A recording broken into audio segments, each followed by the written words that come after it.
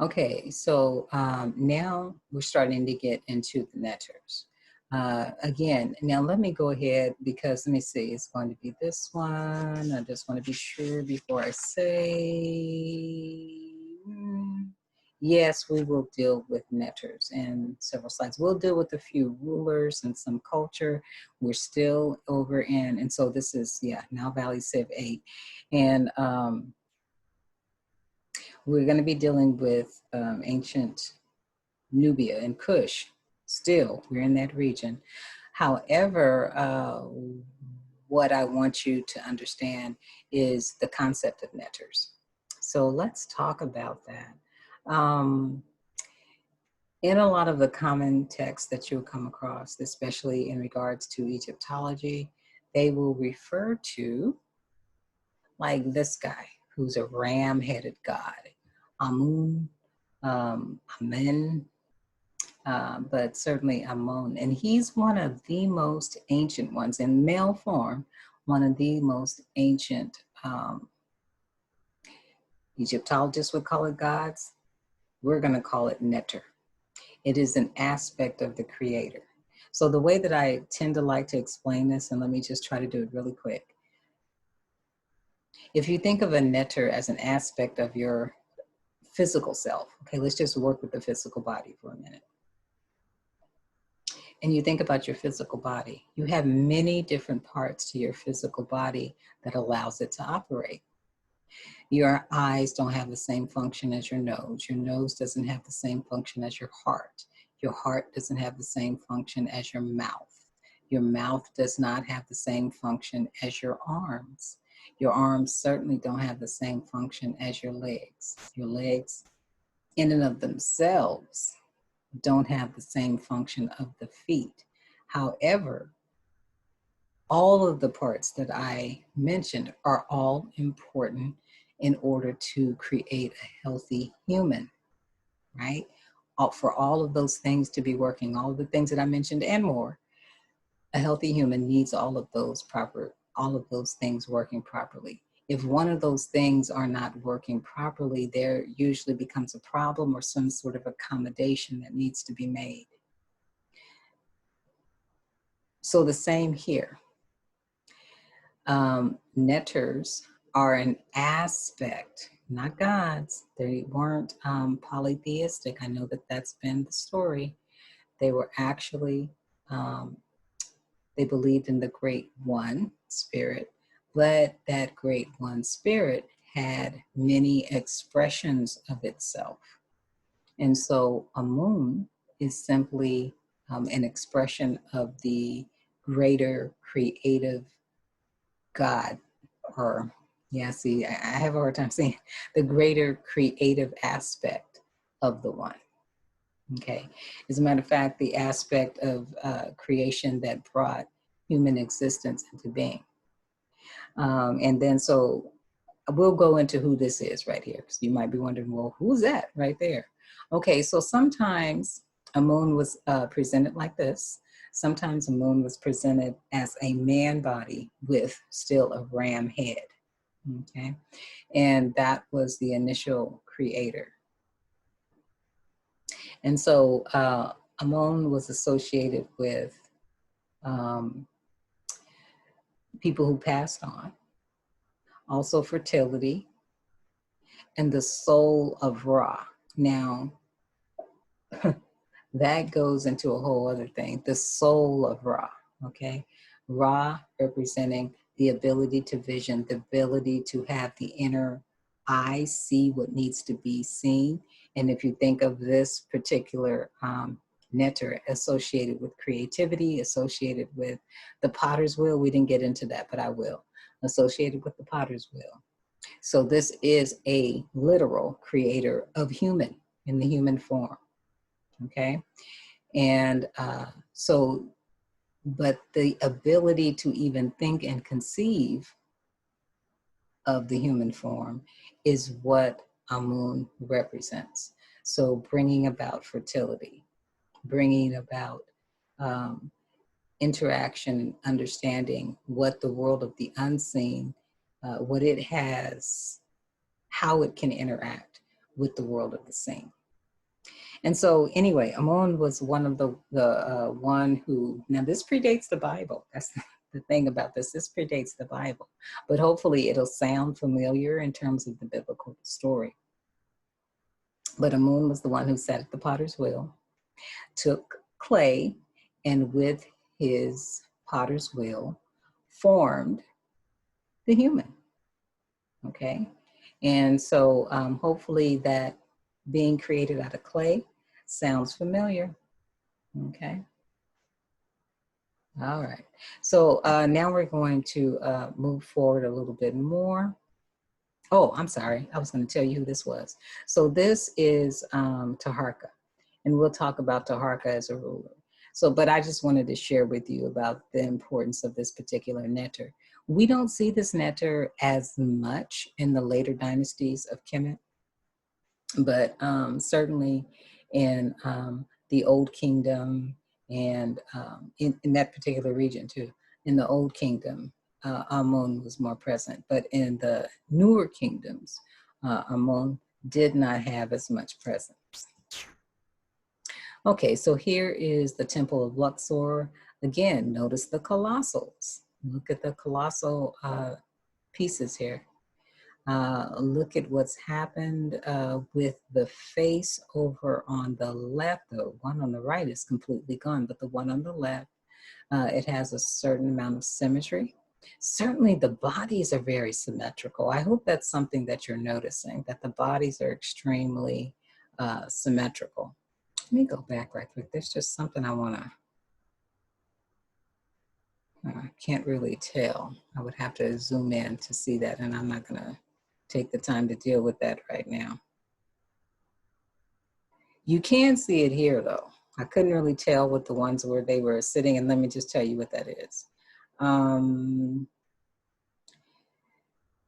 The left foot is slightly forward. The left foot is slightly forward. Hopefully I remember when to mention that left foot going slightly forward. I'll just tell you now, that left foot goes slightly forward when you look at that colossal. It's a pretty colossal statue in the Lincoln Memorial. Okay, he's sitting on the throne, and his left foot is going forward about at the same distance as these two here. And he's a colossal, by the way. He is sculpted out as a colossal. This stuff that we have as Western civilization is very much based on African civilization. They just do not tell us this. And so a lot of us walk around in ignorance and do not understand that really when we look at most spiritual systems,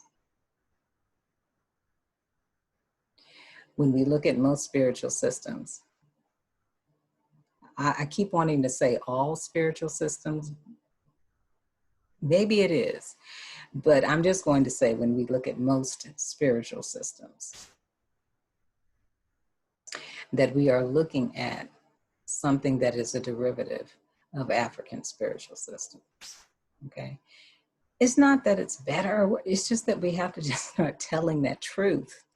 And I think people would have a lot easier of a time in terms of just being in the world as if we start telling the truth about where things come from, what was the foundation of civilization, where is the foundation of mathematics, et cetera, et cetera. We start telling the truth about these things and start listening to people who look like these people, it would be easier on us. It really would.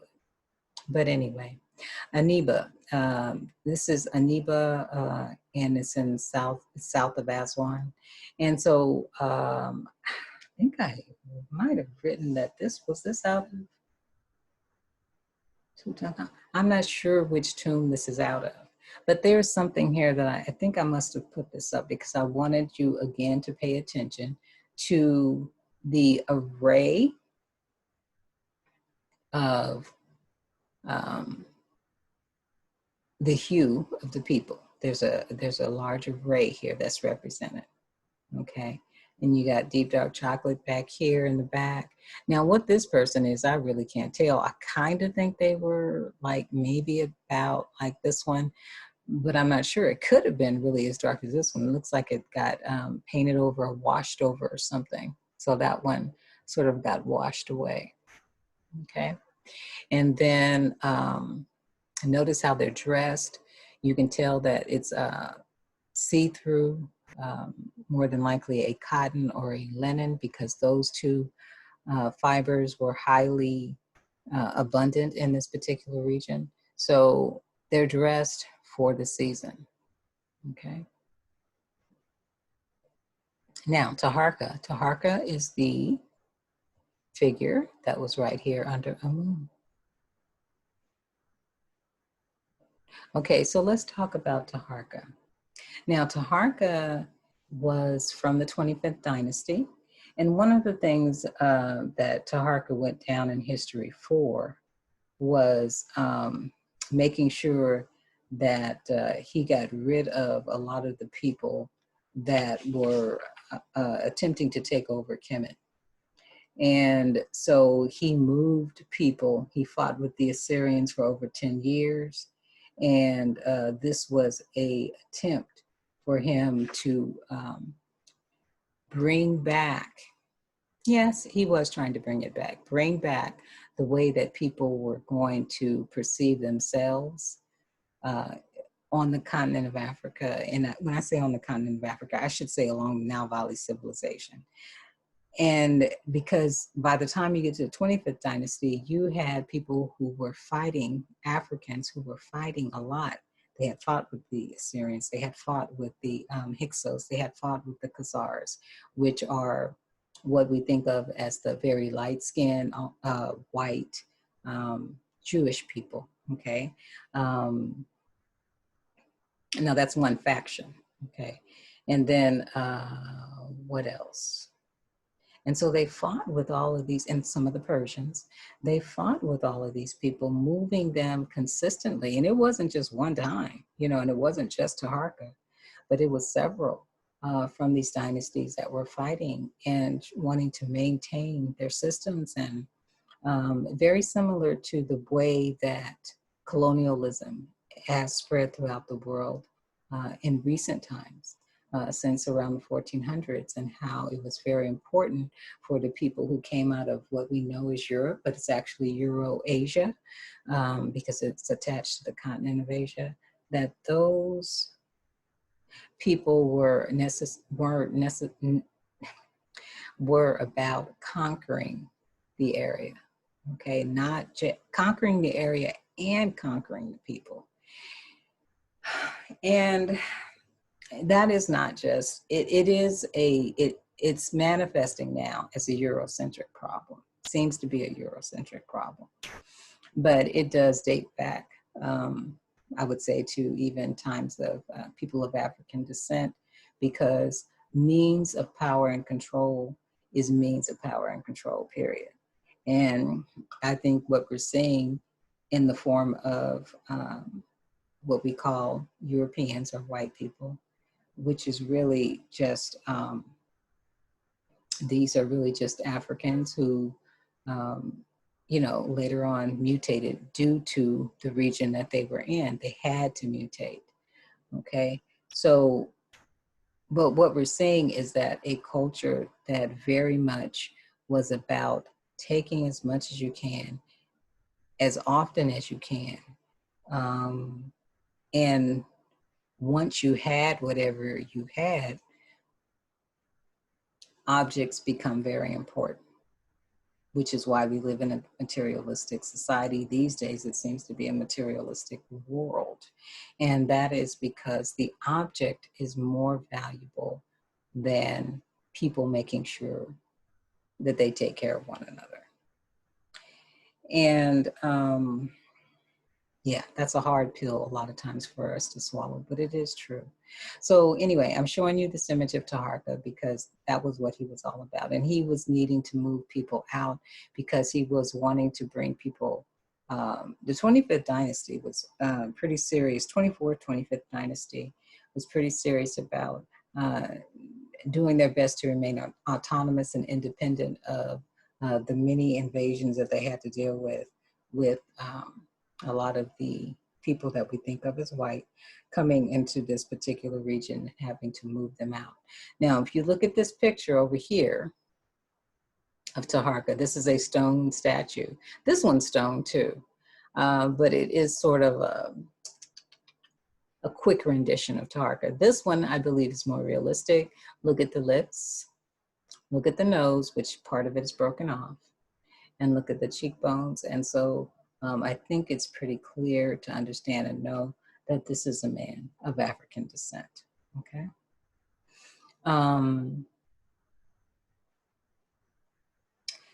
So this is what I should go back and change it, but anyway, it's called the Sphinx of Taharqa, but it's actually should be called the Haramaket of Taharqa.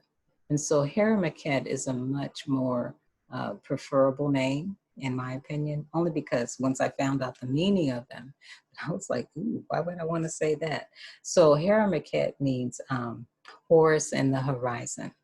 Now, that is a typical Egyptology translation.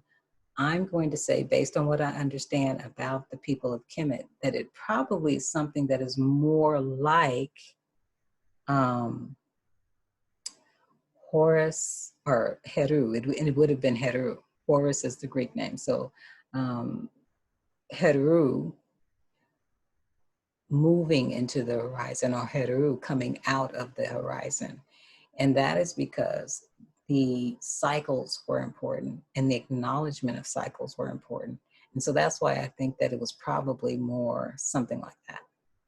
Okay, so with that being said, Taharqa realizing that he needed to move forward and to make sure that he kept his people intact as much as possible. The lion being a representation of the king of the jungle, especially the male lion, ruling with ferocity. All of that is being depicted here, okay? Now, let's talk about the word Sphinx. Unfortunately, the word Sphinx means strangler. And it's so sad because when you start to look at the Greek philosophy, a lot of times they would refer to they would usually depict the Sphinx as a female with breasts. And then people had to answer a riddle. And if you didn't answer the riddle correctly, then the Sphinx would kill you. And I mean, this stuff. And this is all based on Greek and Roman imagination about how the world has to work, where this is about watching the sun. Usually when these were placed like the Great Sphinx that we think of, or it's actually Horamaket, that are next to the three pyramids in modern day Egypt, was known as Kemet. It's the same sort of thing. It's facing the rising sun, okay? So facing the sun, looking to the sun, and also the lion with its golden mane was sort of reminiscent of the rays of the sun, okay? So there's a lot that's going on here in symbology that isn't just, you know, it's not just what you see, it's always something else that's going on, always. Okay, what else we have here? Oh, so Temple of Ramesses, what was I gonna say about that? I put that in here, Ramesses the third. Huh. Oh, Abu Simbel. I think I just meant to, ew, Temple. Mary. I don't know. I feel like I was supposed to move my circle and I didn't. Okay, so my apologies for that. But anyway, so let's talk about Meroe and where Meroe was. Did I show you on the map here? No, I did not. But you see it here, where it is. It's right below Kemet. We're moving a little bit further up the Nile right now. But we're still dealing with the Kushites. We're still dealing with people out of the Sudan. We're still dealing with people who consider themselves to be of African descent. So here is the Meroe script. This is related to, wait, we want to find a good image of it. This is related to Metu Neter, which is the writing on the walls here. When you think about what language is, what language does in any of its basic forms anywhere in the world, it is meant to communicate. And a lot of times when people are talking to us, now I'm very visual because I'm an artist, but I think most people in their mind somehow form the image and can understand the concept of what someone else is saying because they have an image in their mind, or can, like, and a lot of times you ask people, well, do you understand that? And someone will say, yeah, I can see that, because they literally can see it. So the fact that a lot of the first writing systems were actually characters would make sense. And so what we're looking at here with the Meroitic script is a combination of symbols. And I think what they did with the symbols is they just sort of simplified it in terms of how it was read. Okay. All right. So now we're going to look at some areas here over in the Meroe area. And this first area that we're going to look at is in the Kushites. And so now Candace is what you might read in typical Egyptology books, and they'll call this or that person a Candace. A Candace will typically refer to a female.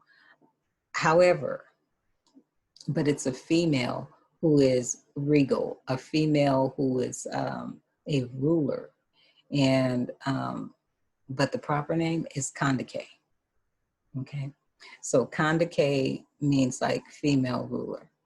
So here we have Kore Natakamani, and then we have Kandake.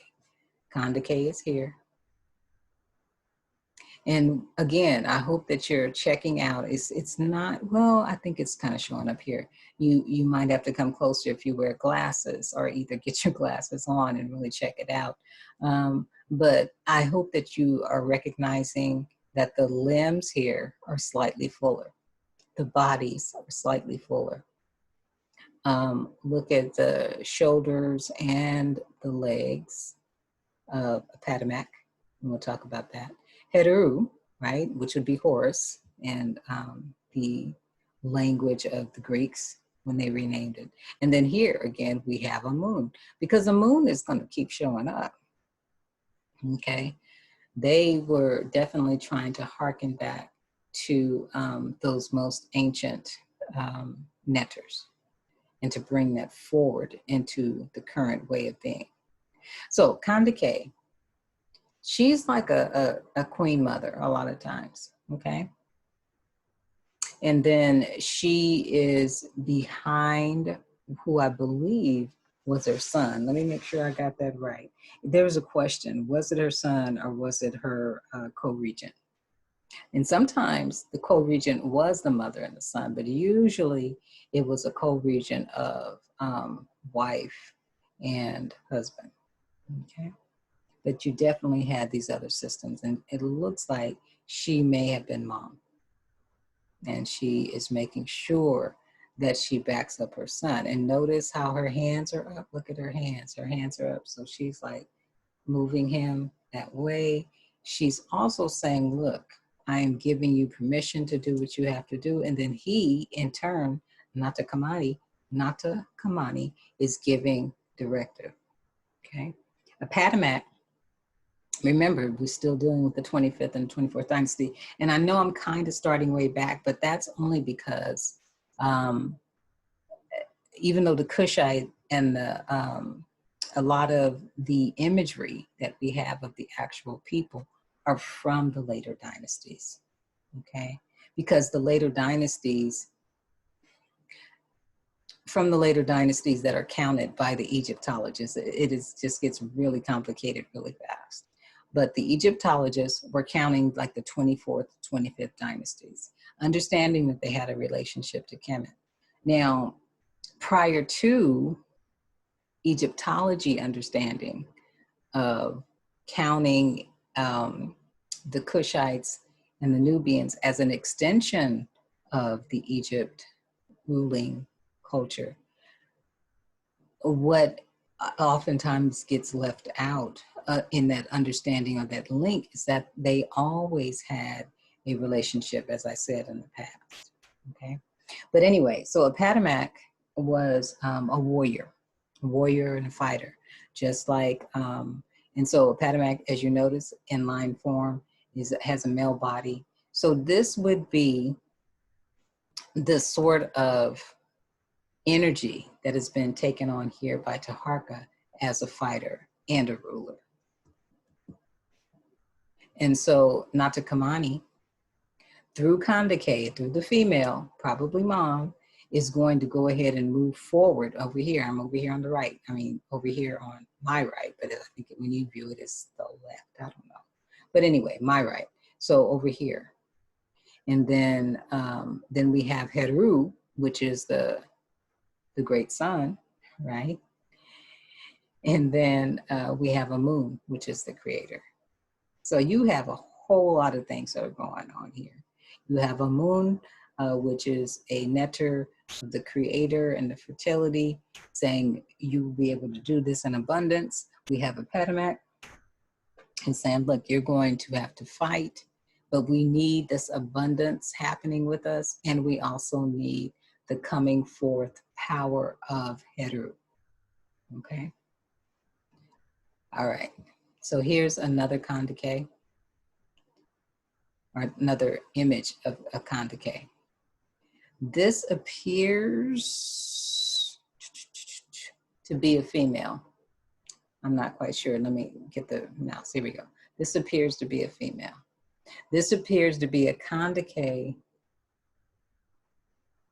I want to say that before I move on.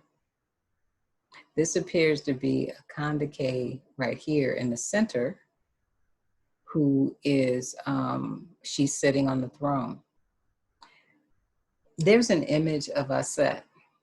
Now, this is Aset, but Aset over here has the horns with the sun. So she's the forever rising mother. The sun always means the cycles are coming back. She's the forever rising, powerful mother.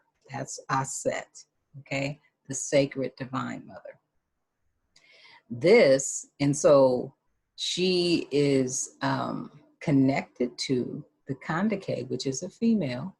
Notice that she has all of these tools on her.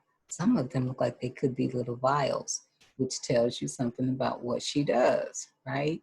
But she also she's sitting on her throne, and she has the children with her.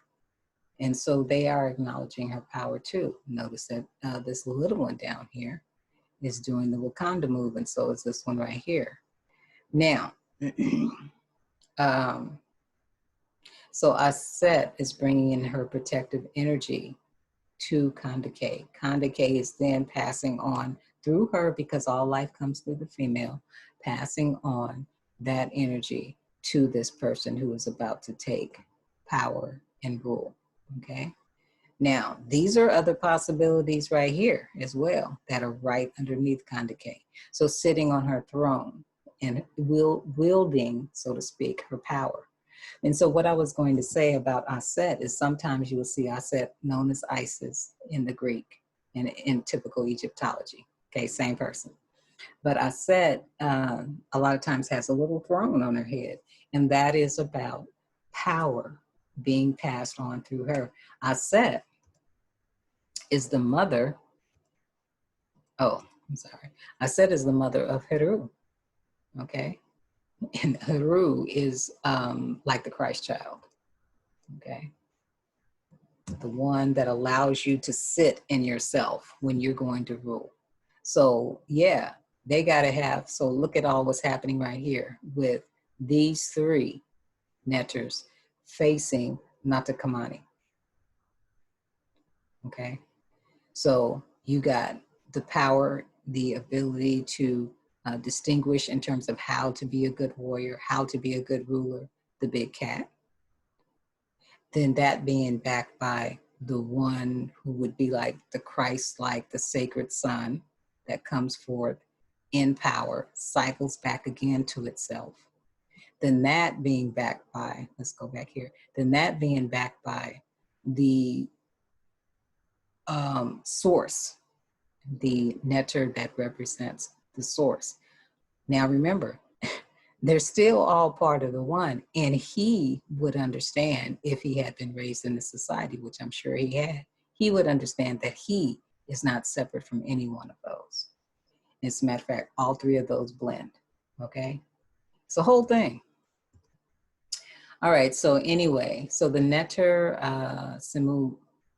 Sibu Meker with Heru and Atum. Okay, I think this must be Atum. I'm sorry, I should know about Atum, but I don't know about Atum yet. But this is Sebu Meker. And then here we have Heru. So Heru, the one who wants people to stand in their power as the sun, right? Stand in your shining self. That is what Heru represents.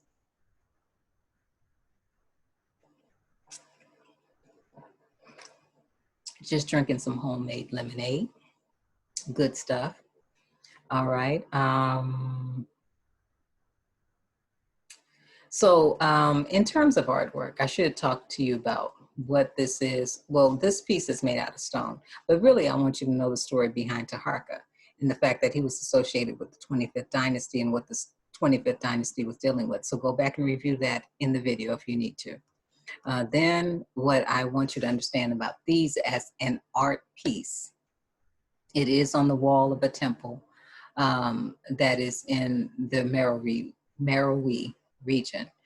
And but these are reliefs. These are fairly low reliefs. There's not a lot of highs and a lot of lows. It's mostly carved into with some surface volume, a little bit of surface volume, but not a lot. And so these are low relief pieces on stone wall. You all see the grid? I hope you see the grid. No, maybe those are stone.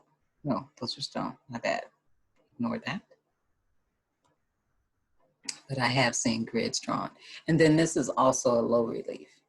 But it's got some highs and lows. And it's a little bit, I don't know if it's the lighting. It might be the lighting. Part of it is the lighting. And part of it is, it looks like it may have had certain areas that are just better reserved. Okay, but there's a lot of texture, a lot of patterning that's happening here on this particular wall that we still are able to view. Okay, and then this is Ting. Did I really call him Ting? I believe I did. King Tanya Damani, okay? Around 100 BCE. And so what did I say? Yes, see what happened with the Kushites, unfortunately, especially around this time, toward the end, is they were ferocious fighters. I think I already said it in one of the videos that they were associated with being the land of the bow.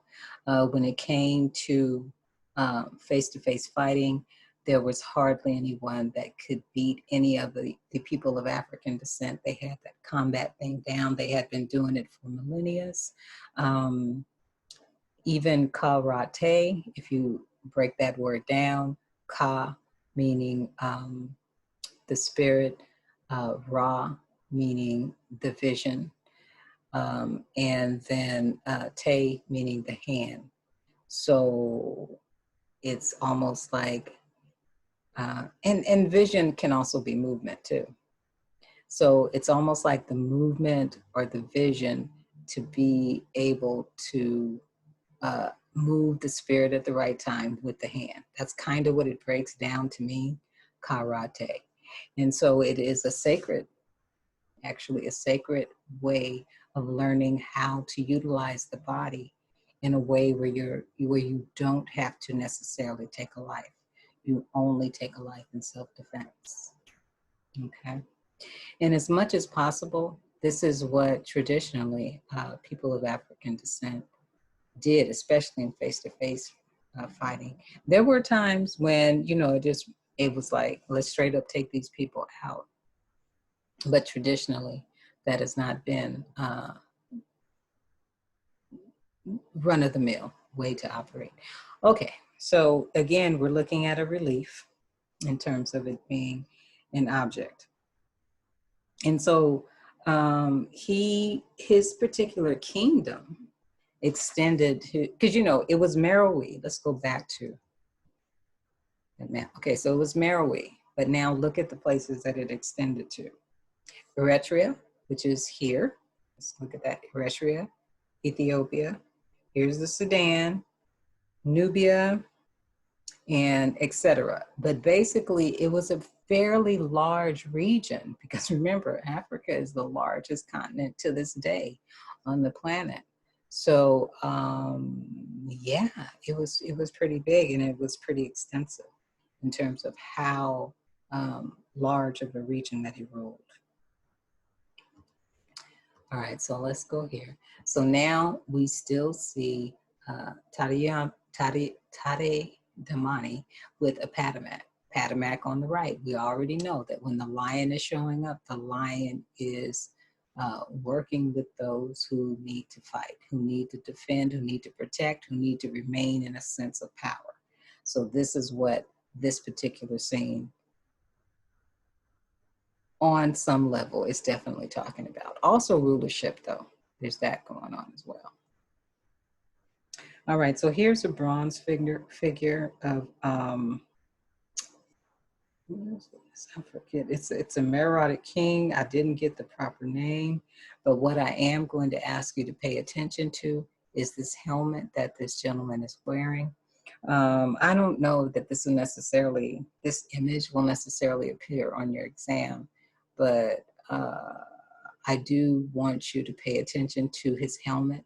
And when you get a chance on your own, I won't be able to cover that a lot in this particular class because we're not in Mexico. We're in the US, and I'm gonna try to remain in the US locale.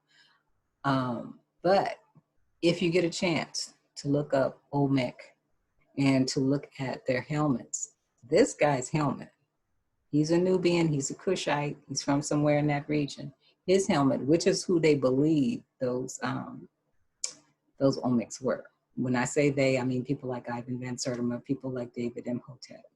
And I don't know what European writers wrote about them, but I'm going with the African descent writers so for now, because those are who I can think of off the top of my head. But their research was based pretty much on just about all European sources. So you can check it out for yourself. Don't believe me just because I told you. But this helmet is very similar to what you would see on those Olmec heads. I think it's at least 12 that were found, maybe more, 9 to 12, something like that. It's been a few that have been found. And all of them, just about all of them, if not all of them, are wearing helmets that are made similar to what this gentleman is wearing. And so there's some corrosion here that's happening, but it looks like there's gold and bronze that is underneath the surface, but due to perhaps weathering, et cetera, it has a little bit of wear and tear. Look at the limbs again. The limbs are a pure giveaway to let us know that we are dealing with people who are closer to the southern tip, what we think of as the southern tip of Africa, okay? Are the origins of the Nile, let's say that.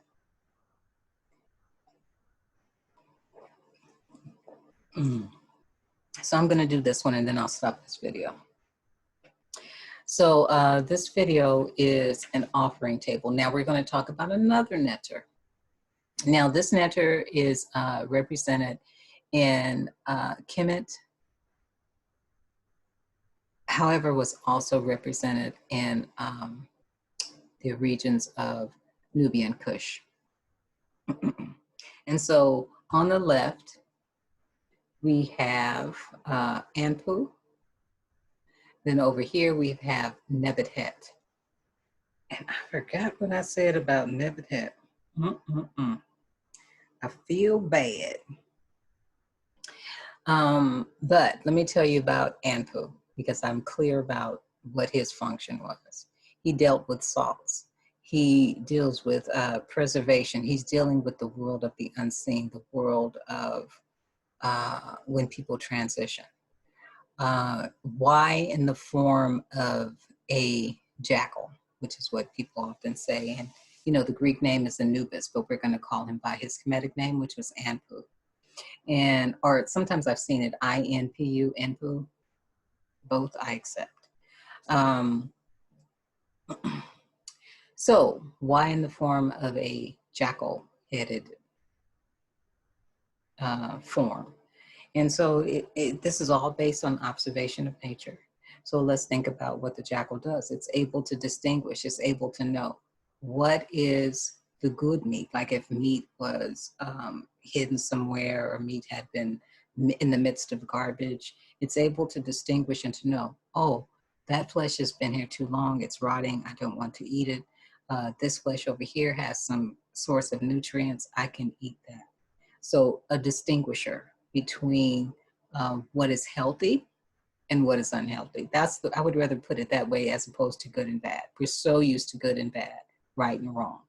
But I would like to put it in a more holistic terminology, which is what's healthy for you to consume and what's perhaps not as healthy for you to consume, that sort of thing. And that could be in the form of spirit. And of course, that could be in the form of the physical as well. But because Anpu is associated with the spiritual dimension, it is mostly about the spiritual dimension and weighing those kind of factors out. Okay. So associated with salt, which has to do with preservation, also has to do with cleansing. Salt has cleansing properties. Okay. So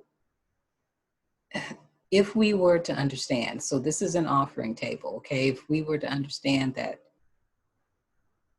within this particular philosophy, within this particular culture, to make one's transition into the realm of what we think of as the dead is seen as a transition. One is going to be here temporarily, especially if one has agreed that they want to come back in human form again. If you want to come back in human form, you automatically make an agreement and make arrangements to say, okay, I have work to do. I know that I have work to do, and I'm going to put in the time to do so. Okay. And so that's pretty much what what this netter is associated with. Okay. So realizing that one is going into the transition. And this could be a night as well, our nighttime of the spirit, you know, because I try to bring this back to where we can understand it to today.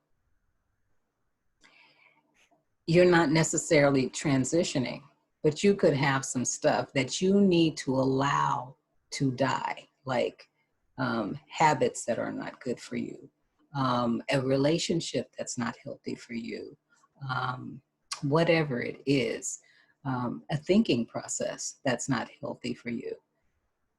When those things need to be allowed to go away, people take things like salt baths. Salt baths are cleansing. So it can be literally the physical body, but this is not, it's not necessarily always dealing with the physical death of the body. It's also dealing with the death of old habits, the death of old thinking, the death of, again, 2020. And I know I keep saying that, but 2020 is definitely about how we will move forward as people, as individuals, and every individual has to make their choice, how you will move forward, making conscientious choices about things, and what are you going to allow to actually fall away that no longer serves you, whatever that is. Okay. All right, so that's kind of sort of what Anpu represents. It's a netter, an aspect of the creator. And sometimes the creator wants things to fall away, okay? And sometimes we need to work with that sort of energy in order to move forward. Okay, so this is an actual king. And so this is a king, and this is from 1st century. So just know if it's 1st century, this is definitely during the high time when these Nubian kings were dealing with people that they needed to try and help out Kemet to get rid of. It was by this time, I think it was the Romans that they're dealing with. Romans were precision fighters. They had their stuff down in terms of how it was that they were going to interact with people. Again, pay attention to his limbs. You know that you are dealing with people from that particular region, the Kush, the Nubian, the Meroe. Okay. And so now we have the three-headed, multi-armed Apatomak. And so,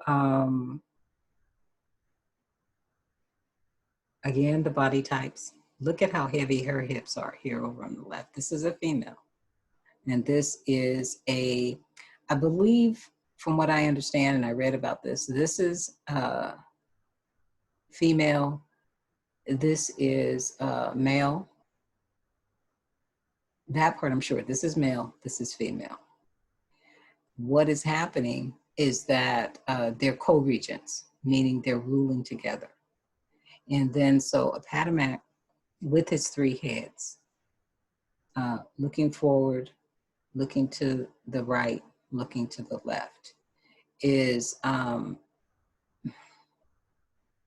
it's kind of symbolic of seeing at once in all directions. Okay, does that make sense? Seeing at once in all directions. So being what people call circumspect, you know, circle, right?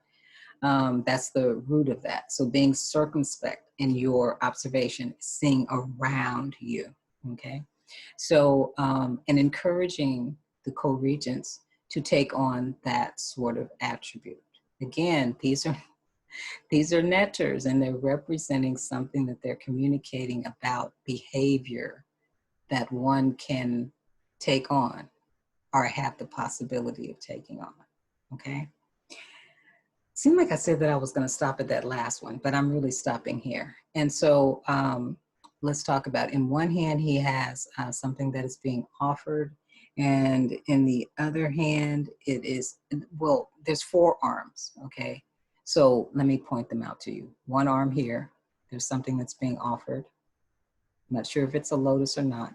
The other arm here, there's something being offered, okay?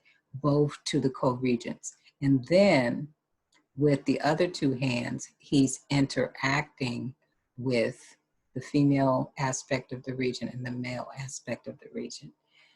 More than likely, one of the reasons why Kemet and Kush existed so long, independent, and kept at bay, well, the location for one. The location, they were further away from where people from the other continent were traveling in and had to deal with invasions. That's one.